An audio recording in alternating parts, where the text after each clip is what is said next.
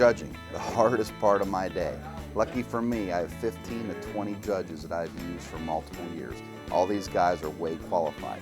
Over half my judges have had magazine cars, the other half have had turned wrenches on cars, they have classic cars of their own, and they just know cars.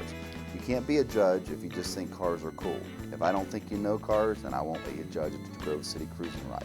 So at the beginning of the day, at 2 o'clock sharp, the registration table has worked hard for the last few hours on getting all the names and car numbers of all the cars in today's show. I pass them out. Each man has a category. For example, my Mopar guy, whatever Mopar he goes with, is the best Mopar of the show. Same with the Chevy guy, Ford, etc.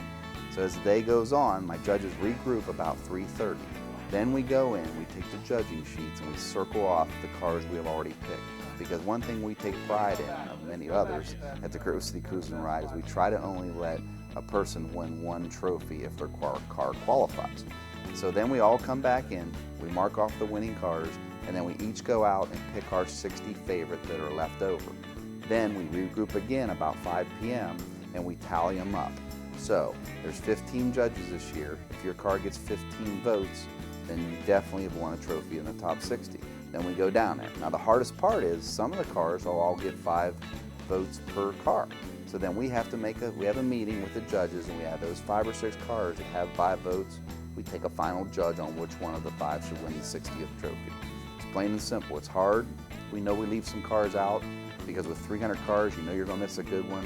But I think for the most part, every year we catch all the good ones, and we're very fair at the Grove City Cruising Ride on how we do the judging.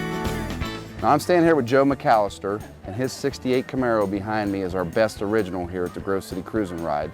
And Joe's gave me the ins and outs on it. I'm going to do a quick walk around on why we picked it. Thanks, Joe. If you look at the car, it's all original. It's never been painted. It's got the original paint. Now, Joe did tell me there's a little paint work on the fender, but that doesn't hurt it any.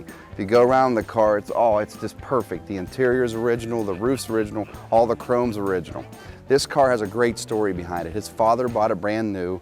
He drove it in high school, and he still owns it today and only has 35,000 miles. This car at Barrett-Jackson, I can't imagine what it would bring because he has all the raw documentation.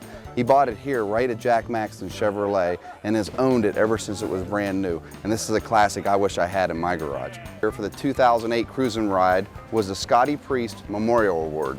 Scotty was a dear friend of mine. I lost him a few months ago. Well, if Scotty was alive, this would be his favorite car. It's a 72 Nova and it's a 10, top to bottom. Story behind this car, we toured the ISCA with these folks a few years back and made good friends with them. Well, Scotty was at the shows with me, and I knew if he was alive today, he'd pick this car. Because one thing is, a few years ago at this show, judging a car show is almost impossible when you miss great cars. Well, we almost missed this car, and Scotty saw it in the bag and said, hey, the Nova from the ISCA show. So we caught it, it won the award today, and we're just an honor to have it, and Scotty's family will be proud to hand them the trophy today.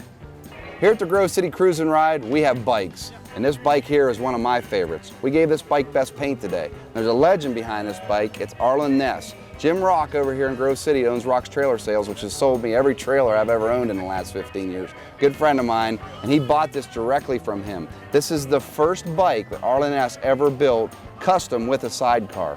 So he was recently at a car show, and Arlen actually got around and buzzed around on it. So Arlen Ness in the bike world is kind of like Boyd Connington is in the car world. So it's an honor just to have this bike here in Grove City. If you look at this bike, it is laid out. I mean, it's got a big oil tank that's built into the frame. It's got a S&S motor that'll probably rock its socks off. And that little tire, I bet if old Jimmy Rock gets on it, he'll lay some smoke down on 665 here. But check this bike out. It was definitely a show winner.